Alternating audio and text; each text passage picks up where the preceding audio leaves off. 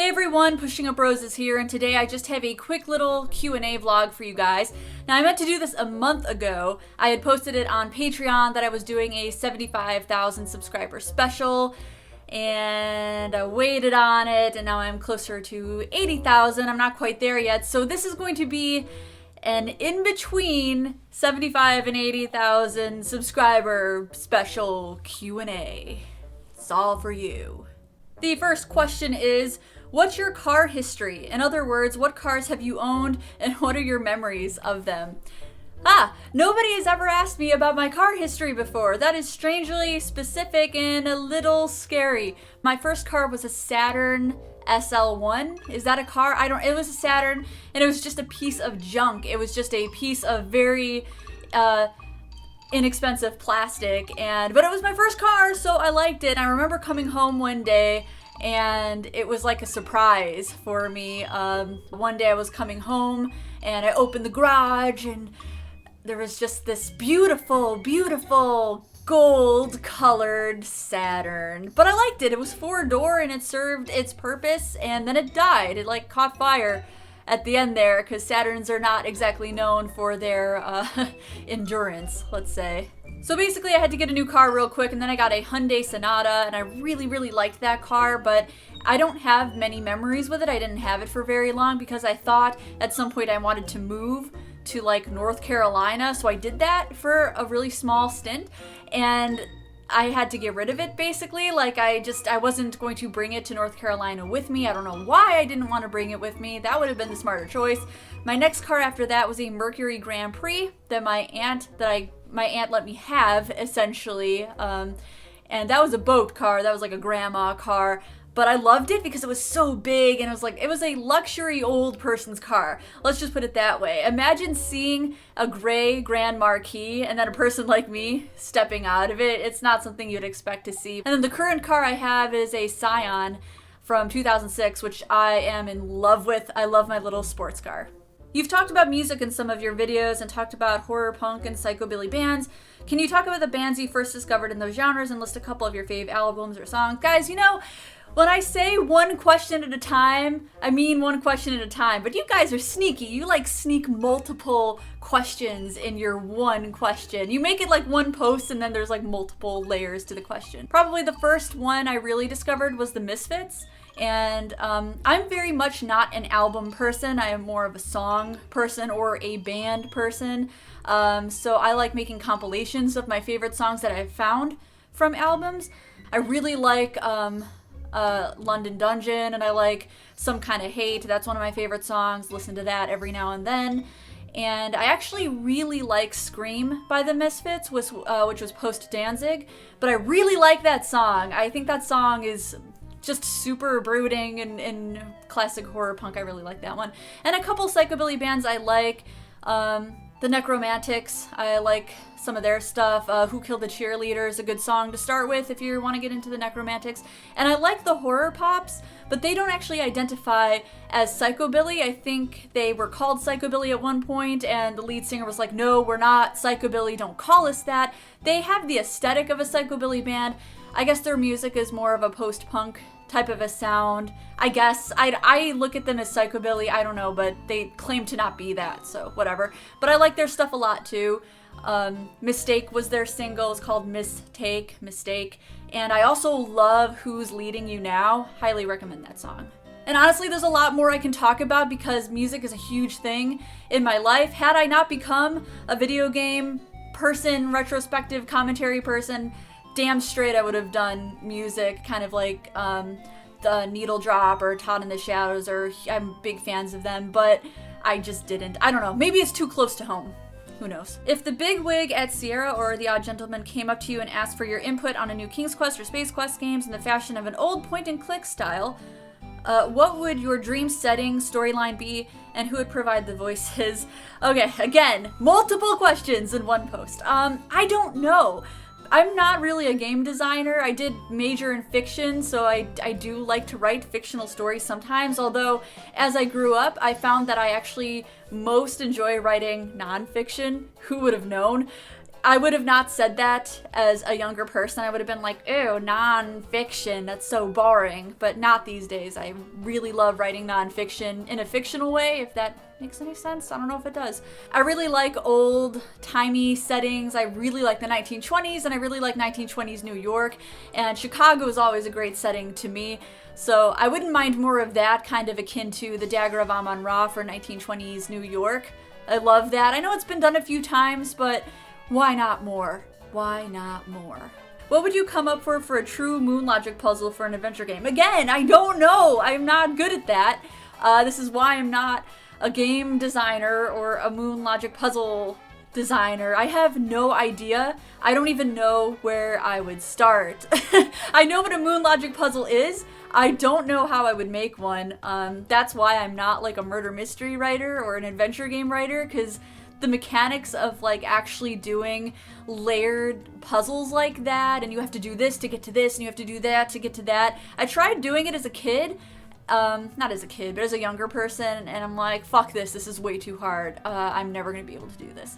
But I would guess that it would involve cheese of some sort, because moon logic puzzles seem to really like cheese or food, as I've mentioned in my food video. Food, man. Food is inventory object puzzles. Extremely popular thing to do. So my moon logic puzzles would absolutely involve cheese or other types of foodstuffs. What are the top 3 items on your bucket list? Also, what is a cause you admire and how can others help with it? Let's see here. My bucket list. I don't have a bucket list. I don't have a list of things I want to do. But I guess one of the things I really want to do in the near future, whether I know that I'm about to kick the bucket soon or not, is to go to London. That is my dream vacation. Why is it my dream vacation? Well, because I played Eagle-Eyed Mysteries in London as a kid. Everything I've come to know and love has stemmed from some kind of entertainment, especially video games I played as a young person. So that's something I really want to do in the near future. I want to go to Madame Tussauds Wax Museum. I want to go to the Old Vic Theatre. I want to see the Ravens at the Tower of London. Everything in London I want to see. I want to go there. This is a dream of mine. All of my causes really tie into something social justice related, but the biggest thing would be mental illness causes, and definitely, why am I blanking on this? These are important causes, and of course I'm blanking on them. Of course I am. Charities that support cancer research and such like that, since both of my parents had cancer, all grandparents had cancer as well on either side. It's something that runs in my family. Definitely for mental illness, something I've been supporting recently is Project You Are Okay. It's for younger people who suffer with mental illness, but at any age can go there and read the vlogs and watch the videos and support their cause. But I really like the things that they're doing. I like the videos and the message that they put out there. So I will link that in the description. It's Project You Are Okay. I have seen a video that you have done around October and have noticed you always have the best makeup art on you. When did you start doing makeup that extravagant, and did you teach yourself, or did somebody show you a few things? Nobody has shown me anything about makeup, which is why I don't even really wear heavy makeup on the daily. I consider myself a goth person, and then when people are like, wow, how can you be goth and you're not wearing super heavy makeup? Excuse me, I do wear the black lipstick and the paleness is there. And besides, Robert Smith didn't wear that much makeup. I used to when I was young and in high school, and I started listening to like The Cure and Depeche Mode. I think I mentioned this in another like Q&A, but I looked like a busted Robert Smith. I had the black hair and I would tease it, and I wore a lot of like just so much mascara. So much mascara that it doubled as eyeliner. I don't wear any eye makeup these days unless I'm doing costume. And I always wear lipstick though. Lipstick is my favorite. I say this ironically as I'm not wearing lipstick in this video. Go figure. But yeah, nobody taught me. It was all self-taught, but I did go to college for art for a little while before I majored in psychology and fiction. I majored in both of those things. But before that, I wanted to be an artist, so I did major in art for a little while. And I just kind of applied the same like painting techniques and art techniques to my face. I didn't really even start doing that until I did videos. It's not something I do for fun. It's just something that I'm gonna do this type of video and this type of makeup will look really good. So I don't have a reason for doing it. I just decided to try it out and use whatever art skills I had previously and try to make it work with makeup. But overall, I am not that good at makeup. I am not a makeup guru. At night, I go and listen to makeup, and I watch makeup gurus and listen to them on YouTube, and am just lamenting about how completely untalented I am when it comes to like glamour makeup. So yeah, that answer went way too long. I'm so sorry about that. Off the rails. Which adventure games had the most influence on you when you were younger, and do you still feel the same way about them today? This guy actually apologized for having 2 questions. See, I know you guys know. Probably the King's Quest series, because it was the first, King's Quest 3 was the first adventure game that I had played, and it had a profound impact on me. I don't look at it the same way I do today. It's still my favorite, but it's not my favorite. I say that a lot, but I mean it. It is my favorite nostalgic game purely because it was the first one. It's a decent game, but by today, I like so many other better adventure games. My favorite adventure game is Grim Fandango, but King's Quest 3 is like my favorite first experience, very purely nostalgic game. It will never not be. I don't even know if I would put it on a list of like best adventure games, because it's really not. It's just my foray into the genre. Alongside King's Quest 3, probably Grim Fandango. I love that game. I love that there's a game that kind of revolves around a death theme. I love that it's noir. It's an extremely unique game, and that had a great impact on me. That made me want to go out and play all the adventure games all the time. So yeah, I would say King's Quest 3 and Grim Fandango slightly feel the same way about King's Quest 3, but Grim Fandango had the bigger impact on me. Of all the interfaces for graphical adventures, which do you find to be your favorites and why?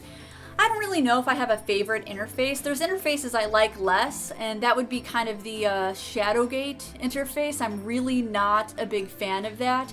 But I do like your typical point-and-click interfaces because I've played a lot of point-and-clicks. And I do like command, parser command stuff because that was the first thing I played.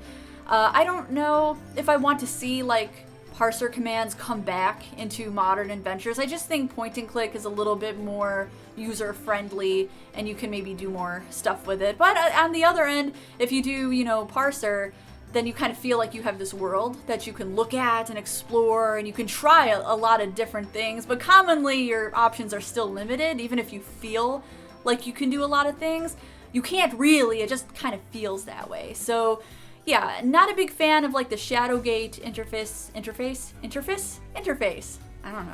I don't know why I said it like that. I don't really like the Shadowgate stuff, but I do like the parser commands and the point and click.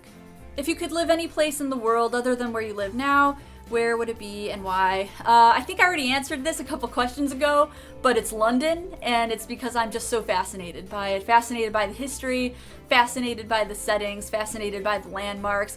Of course, I'm kind of jumping the gun because I've never even been there, so let alone do I know if I want to live there or not, but I'm gonna stick with that answer because it's still my dream location, and I am still fascinated by it. I remember thinking how cool that stream of consciousness art video you did was and wondering if it might be something you consider doing again. That's a long time ago, holy crap. I'm not really interested in doing speed drawings. I gave it a shot, I tried it to see if it was something I liked. And I do have the proper equipment to do it. I could do it no, I can't do it today. What the fuck am I talking about? The other part of that question is if I had the proper equipment to do it. I do not. I actually don't like digital art at all. I don't like doing it. I like looking at it. But I'm not a digital artist. I am a painter, which, by the way, I opened up my own Etsy shop for oil paintings. So if you haven't seen it yet, the link will be in the description. Go buy my art. But yeah, to answer your question, I don't really have any interest in doing digital art, speed paintings. I no longer have a tablet, which is what I used to do that, as a tablet, because it was digital. I have to be in a really good headspace to paint, typically a really brooding headspace to paint, so if I'm filming it kind of takes me out of it, but I did try it just to see what it would be like. If you had the money, willpower, and means to create your own game, what would it be and what genre would it be? Also random, I know, but does it cook? Well, I'm not answering the first question because like I said, I don't know. I don't know what my game would be about. I only really know what I like. I like games like Dagger of Amon-Ra, and I'm also a big console gamer, but I typically talk about that less, though there are playlists and videos on my channel that people don't pay attention to. You should go watch them if you want to know my interest in console games. But I don't know. I don't really know what kind of game I would create. I guess my novel answer would be like a video game about Robert Smith. As for the cooking question, I cook when it's absolutely necessary, but I don't find any enjoyment in cooking at all. How many pets have you had throughout your life, and what were they? I know you have a bird now, right? That's right, I have a conure. Her name is Needles, and she's in the other room being a dork at the moment. I've had just a couple pets throughout my life. Growing up, we had a couple dogs. We had a Shepherd Terrier and a Labrador mix. And then I had a couple birds, and when I was younger, I had a parakeet and a cockatiel. And now I just have a conure, and her name is Needles, and I love her very much, even though she's a pain in the ass, even though she poops in my shoes, and even though she destroys everything that I love. I do love her, though. I actually do love her. She is the perfect little clown, the perfect little goofball pet. What is your operating system's history? Especially non-Microsoft ones. I hope it's unique. It is not! It is not unique at all. I didn't grow up on a Mac, didn't grow up with Linux. It was definitely Microsoft operating systems, but the very first one I grew up on was the DOS operating system. Grew up on DOS, learned how to use it, played all my games that way, and then as I grew up, I just kept upgrading Windows. So Windows 3.1, and then Windows 95, Windows 98, Windows Millennium, Windows whatever, Windows XP, Windows Vista. I've had all the Windows operating systems. Not a big Linux fan, just solely because Linux is more for your programming type of person, and you can do really cool things with Linux. The things that I want to do on my operating system, they need to be easy. I need to be able to play my games, edit my shit, and that's about it. I did take an operating systems class where we learned about all kinds of different things in one of my core classes for one of my core majors, and that was fun. I do know how to use Mac OS. I know how to use these different operating systems. I used Linux for a little while, but it's not all that unique. I'm a creature of habit. I prefer Windows, and I definitely prefer DOS. I still use DOSBox a lot of the time, and I still emulate all the Windows stuff to capture different games. But yep, sorry, it's not more unique. Did you read any computer magazines back in the day, and if so, which ones? No, I did not have any magazine subscriptions at all. I didn't even know they existed. I was the only computer gaming person in my family. My siblings are much older than me, so I had to figure out everything on my own, and my parents were older, so I did not get anything modern growing up. So didn't know there were any, so I didn't have any. Whatever happened to Palbot? Palbot is a little tiny robot that I used to have on my desk, and he was in a couple of videos because I thought he was super cute, and nothing happened to him. I still have him, and he's still somewhere. As you can see, I got a new desk back here, so my set looks a little different, and Palbot used to be on the other desk, but now Palbot is over there on one of the shelves, and he's fine. He still works if you put a battery in him. He's totally fine. He's my cute little Palbot. Back in the days, musicians like the band Queen and Peter Gabriel would work with game developers. Which band musicians would you like to see do the same thing, and what kind of game do you think they would make? You guys really want to know what kind of games I would make or what kind of games other people would make, and I still have no idea. But I guess if I had to choose a band just purely on interest and fanaticism, I would definitely go for The Cure, and I would want the game to be kind of like the music video for Lullaby. I will link that in the description as well. And if I forget to link it in the description, it's just The Cure Lullaby, the official video for that. That is it. That is all the questions. Hopefully you enjoyed this little Q&A. Hopefully I answered your question. Sorry if I couldn't answer it more fully. These Q&As always tend to go way longer than I intend them to, but I hope you enjoyed this little Q&A. I'm almost at 80,000 subs, so let's just make this a preemptive 80,000 subscriber video special for you guys, and there are going to be links in the description right there below there. You know what I always fear? I always fear that YouTube will change their interface, and then when I keep doing this for the description, they won't be there anymore. First world problems. That's not really a legitimate concern. Links in the description, as I said, and I'll see you guys in the next one. Bye-bye.